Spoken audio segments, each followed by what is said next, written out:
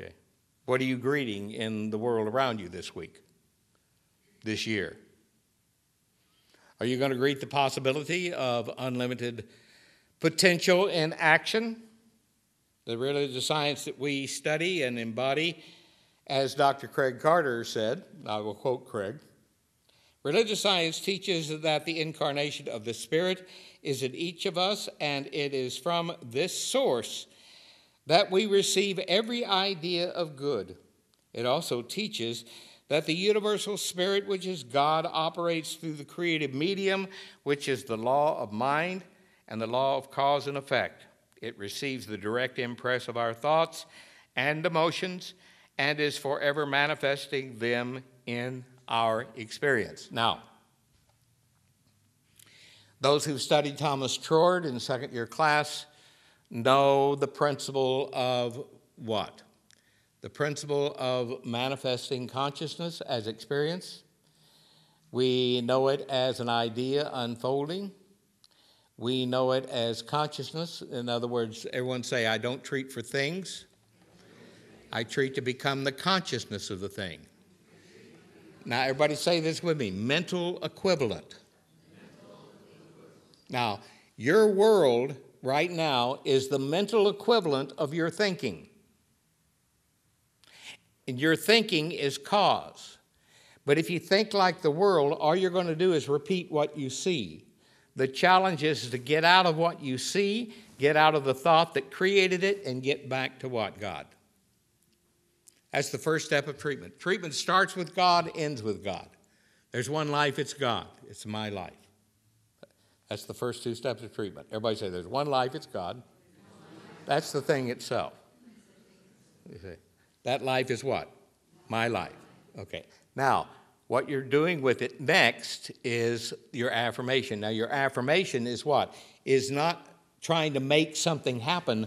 If you're with a good practitioner, they're going to describe what is already true of you. They're not going to try to heal anything or make something happen. Do you follow me?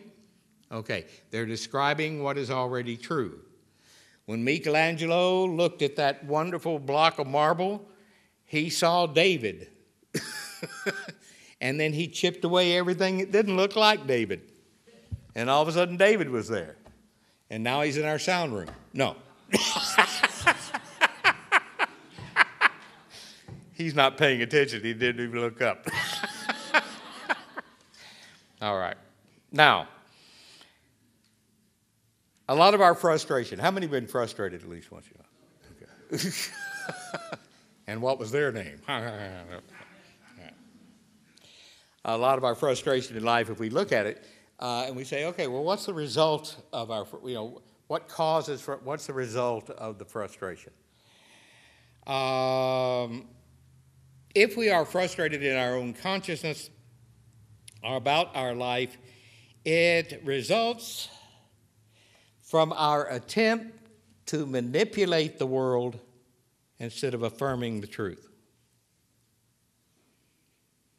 To try to manipulate people, places, and things instead of affirming the truth. You've heard me teach this many times.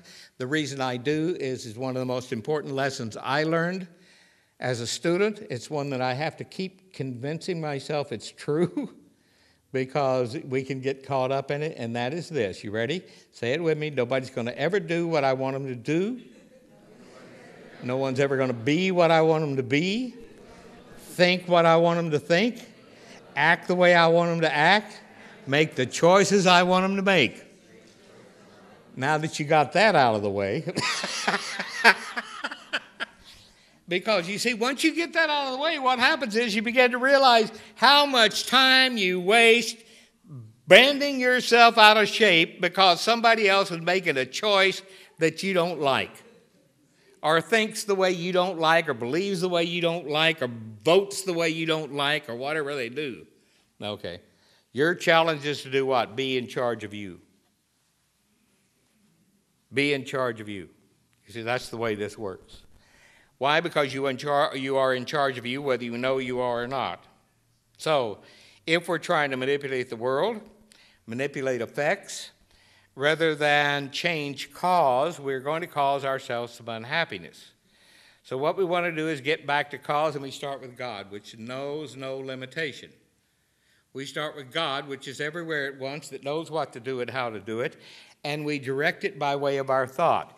Now, the student of Craig Carter is here this morning, and she will recognize very clearly this lesson, because it's one of the most powerful lessons you will ever hear taught, and Dr. Holmes taught it, Dr. Carter taught it, over and over and over again. He made sure that his students understood this, and by understanding it, they got a whole lot of nonsense out of the way.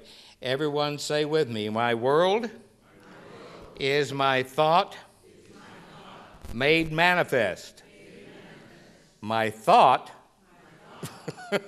is manifest from what? Mind.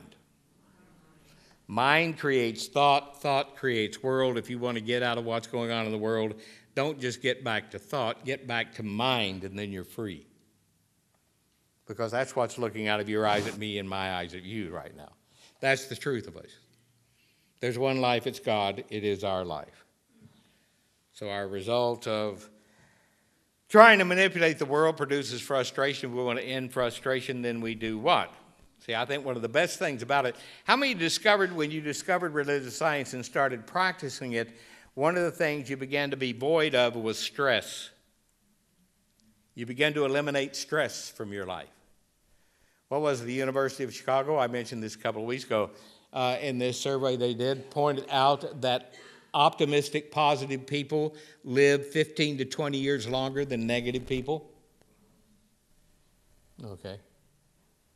You know the hypochondriac's grave, don't you? You know what it says on it? Told you I was sick.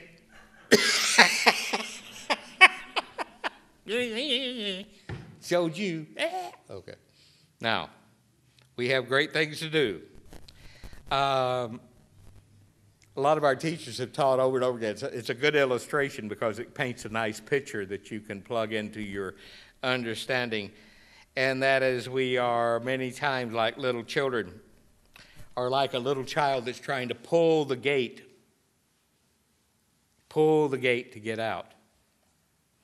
We're trying to get out and we're crying because the gate won't open. We're trying to pull it open. All of a sudden, to the little child, the father walks up and says, "Son, you open the gate by pushing out." Okay. I did a meditation album, and I love it. How many have Love Unfolding? Okay. I have Love Unfolding. When I did Love Unfolding, 1983,